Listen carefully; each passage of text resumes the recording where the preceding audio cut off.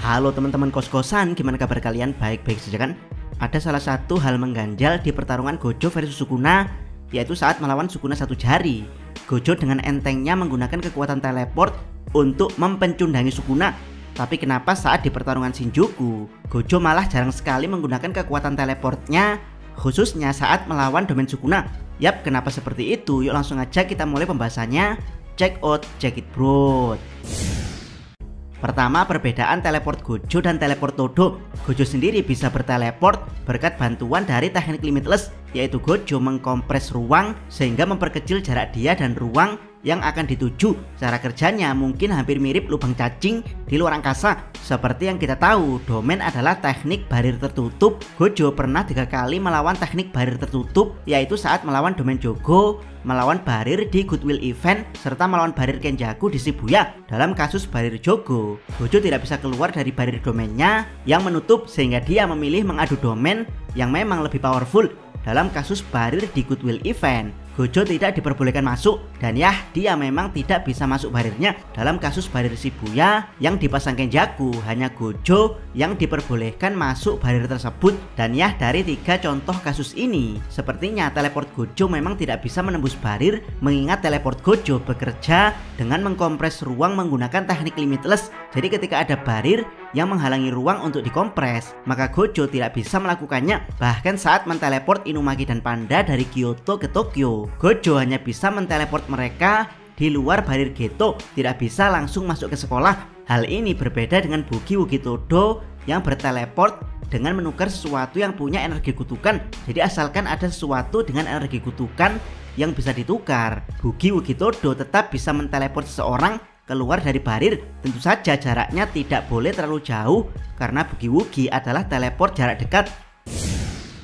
Kedua, bisakah Gojo berteleport dari domain Sukuna? Jika teleport dari domain tertutup adalah mustahil bagi Gojo, maka bagaimana dengan teleport dari domain terbuka seperti milik Sukuna? Apakah Gojo bisa? Secara teknis, Gojo bisa melakukan hal tersebut. Jadi jika Sukuna mengeluarkan domain tanpa beradu dengan Unlimited Void, Gojo bisa menghindar dengan berteleport menjauh dari domain Sukuna. Masalahnya adalah Gojo memilih adu domain melawan Malevolent Shrine, sementara konsekuensi dari adu domain adalah kehilangan teknik kutukan untuk sementara waktu saat domain yang lebih powerful menang. Jadi ya, saat Gojo kalah adu domain dari Sukuna, maka saat itu limitless Gojo sudah menghilang, ditambah dia menfokuskan energi kutukannya untuk menaikkan output kutukan pembalik sehingga bisa selamat dari tebasan Sukuna dengan regenerasi super. Yap, dengan keadaan teknik limitless yang menghilang dan output energi kutukan yang difokuskan pada regenerasi, maka mustahil bagi Gojo untuk bisa teleport saat itu,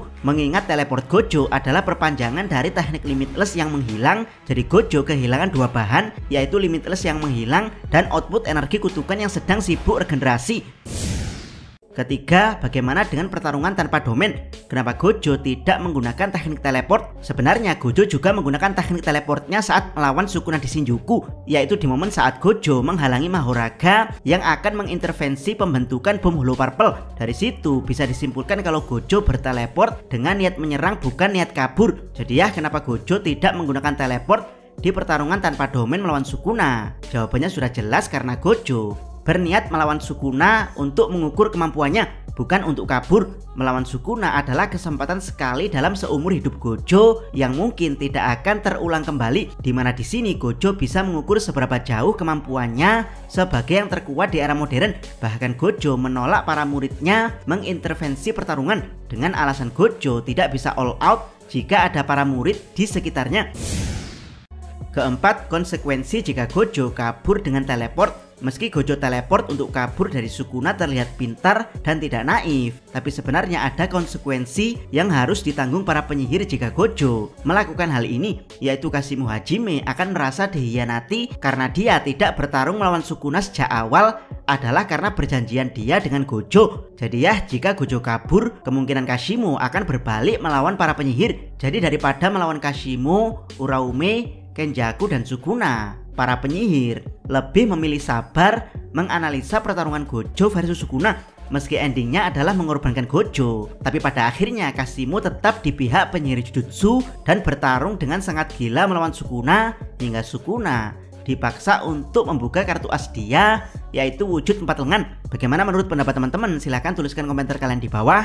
Jangan lupa subscribe channel Takos dan jangan lupa share video ini. Salam Mi.